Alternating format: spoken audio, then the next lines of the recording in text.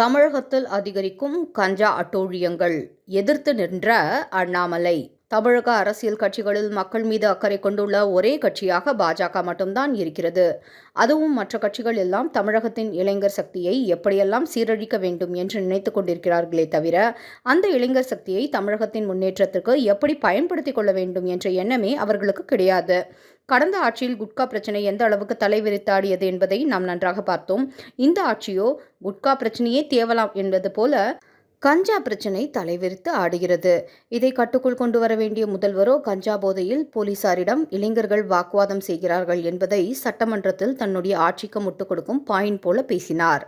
இதை சட்டமன்றத்தில் மிகப்பெரிய பிரச்சனையாக எழுப்ப வேண்டிய எதிர்க்கட்சியோ இது நாள் வரை எந்த சீட்டில் உட்காரணும் என்ற பிரச்சனையில்தான் தன்னுடைய முழு கவனத்தையும் செலுத்தி வந்தது. ஆனால் தமிழகத்தில் ஒரு பொறுப்பான கள அளவில் எதிர்க்கட்சி தலைவராக செயல்பட்டு கொண்டிருக்கும் அண்ணாமலை அவர்கள் மட்டும்தான் இந்த இளைஞர்களின் சக்தி மீது அக்கறையை வெளிப்படுத்தியுள்ளார். சமீபத்தில் மதுரையில் கஞ்சா போதையில் ஒரு பைக் ஓட்டிக்கொண்டிருந்த அப்பாவி இளைஞர் மீது தாக்குதல் நடத்தப்பட்டது. தமிழகத்தில் கடந்த சில நாட்களிலே நடந்துள்ள 4வது சம்பவம் இது என்று அண்ணாமலை கடுமையான எதிர்வினை ஆற்றியிருக்காரு. அதே சமயம் அண்ணாமலை குறிப்பிட்டுள்ள ஒரு விஷயத்தை நாம் சாதாரணமாக கடந்து போய்விட முடியாது.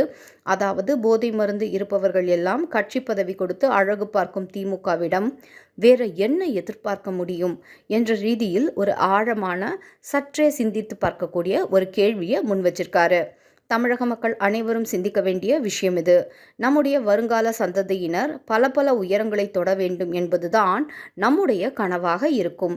ஆனால் அந்த இளைஞர் சக்தியின் மூளையை மழுங்கடிக்கும் போதைப் பொருட்களை விற்கும் நபர்களுக்கு திமுக பதவி கொடுப்பதன் அர்த்தம் என்ன? ஒரு கட்சியாகவே இதை அவர்கள் ஆதரிக்கிறார்களா என்ற கேள்வி எழுகிறது.